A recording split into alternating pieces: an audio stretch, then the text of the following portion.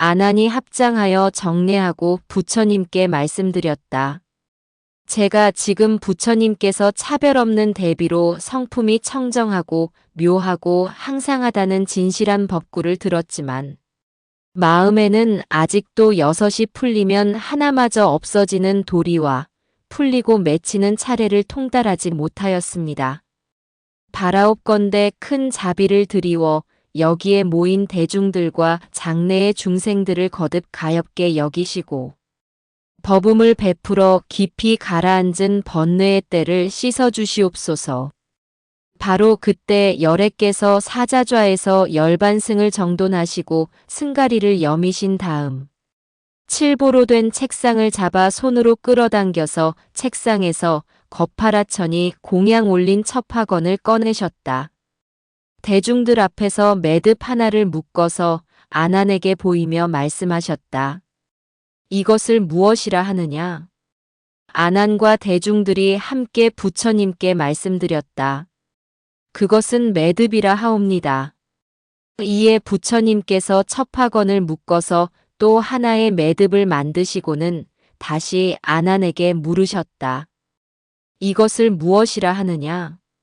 아난과 대중들이 또 부처님께 말씀드렸다. 그것도 매듭이라 하옵니다. 이와 같이 차례로 첩학원을 묶어 모두 6개의 매듭을 만드시고는 하나하나 매듭이 만들어질 때마다 모두 손안에서 이루어진 매듭을 들고 아난에게 물으셨다. 이것을 무엇이라 하느냐? 아난과 대중들도 또한 그와 같이 차례로 부처님께 대답하였다. 그것은 매듭이라 하옵니다. 부처님께서 아난에게 말씀하셨다. 내가 처음 첩학원을 묶을 때 너는 그것을 매듭이라고 하였느니라. 이 첩학원은 원래 실제로 한 가닥이었는데 두 번째, 세 번째 묶을 때 어찌하여 너희들은 다시 매듭이라고 하느냐? 아난이 부처님께 말씀드렸다. 세존이시여, 이 보배로운 첩학원이 비록 본래는 하나의 체이지만 제가 생각해 볼 때 열애께서 한번 묶으시면 하나의 매듭이라는 이름을 얻고 만약 100번을 묶으시면 마침내 100개의 매듭이라고 부르게 될 것이옵니다.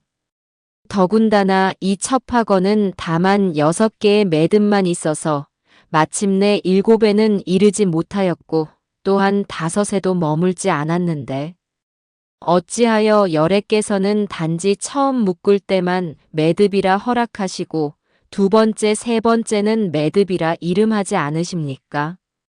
부처님께서 아난에게 말씀하셨다. 이 보배로운 첩학원은 너도 알다시피 원래는 한 가닥이었는데 내가 6번 묶을 때 6개의 매듭이란 이름이 있게 되었느니라. 너는 자세히 관찰해 보아라. 이 첩학원 자체는 똑같은 것이지만 매듭으로 인하여 다름이 있게 되었느니라. 너는 어떻게 생각하느냐? 처음 묶어서 된 매듭을 이름하여 첫 번째 매듭이라 하고 이와 같이 더 나아가 6번째 매듭까지 생겼는데 내가 지금 6번째 매듭의 이름을 가지고 첫 번째 매듭이라 부를 수 있겠느냐? 아니옵니다, 세존이시여.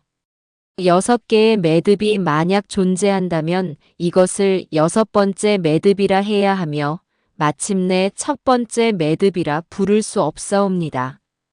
설사 제가 여러 생을 거치면서 끝까지 그것을 밝혀본다고 하더라도 어떻게 이 6번째 매듭의 이름을 첫 번째 매듭으로 어지럽게 이름할 수 있겠습니까?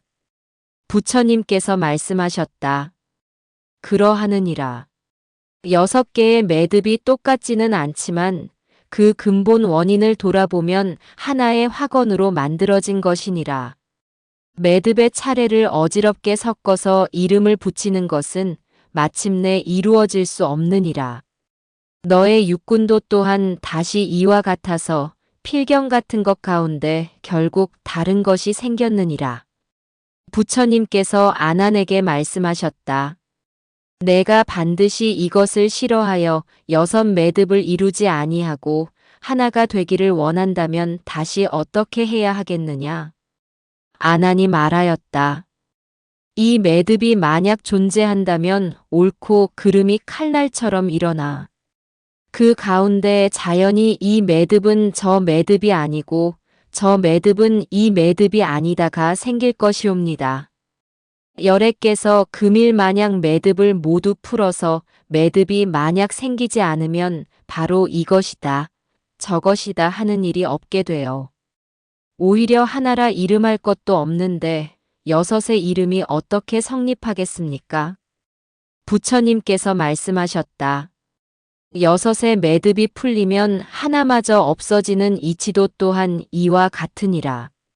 내가 시작이 없는 과거로부터 심성이 광란하여 지견이 허망하게 발생하고 그렇게 발생한 허망이 쉬지 않고 견을 피로하게 하여 진을 발생시키는 것이니라.